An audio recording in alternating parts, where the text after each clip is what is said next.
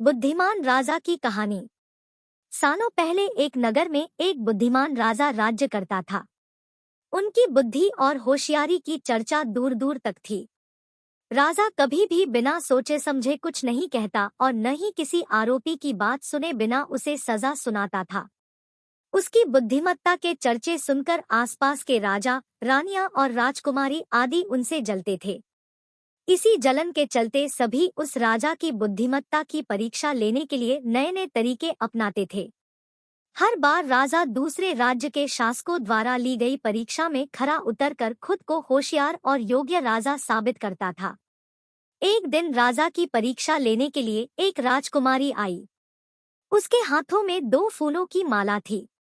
दोनों माला में से एक असली फूल से बनी थी और दूसरी नकली से।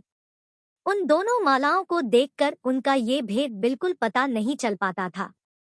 इसी वजह से राजकुमारी ने राजा के सामने दोनों मालाएं रखकर पूछा, हे राजन, अगर आप बुद्धिमान हैं, तो बताइए कि इनमें से कौन सी माला असली है। राज दरबार में बैठे सभी दरबारी माला को देखकर हैरान थे, क्योंकि किसी को समझ नहीं आ रहा था कि असली फूलों की माला कौन सी है। सभी इस सोच में थे कि राजा कैसे बता पाएंगे कि असली फूलों की माला कौन सी है। राजा भी माला को देखकर परेशान होने लगे। उसी वक्त उनके दिमाग में कुछ तरकीब आई। उन्होंने तुरंत अपने एक सेवक से कहा, बगीचे की खिड़कियों को खोल दो। सेवक ने बगीचे की खिड़की को जैसे ही खोला तो राजा ने देखा कि फूल में बैठी मधुमक्खियां खिड़कियों से राज दरबार में आ रही है।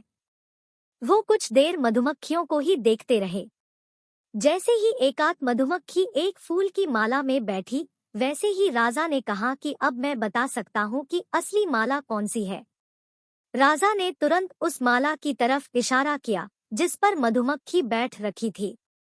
राजा की होशियारी देखकर दरबार में मौजूद सभी उनकी तारीफ करने लगे। सभी कहने लगे कि हर राज्य को आपके जैसे ही बुद्धिमान राजा की जरूरत है। राजकुमारी भी राजा के बुद्धिमत्ता देखकर खुश हो गई। उसने भी बुद्धिमान राजा की तारीफ में कुछ शब्द कहे और वहां से अपने राज्य की ओर निकल पड़ी। कहानी से सीख। अगर व्यक्ति अपनी बुद्धि का इस्तेमाल करे तो वो हर प्रश्न का सही जवाब तलाश सकता है और हर मुसीबत का हल भी निकाल लेता है।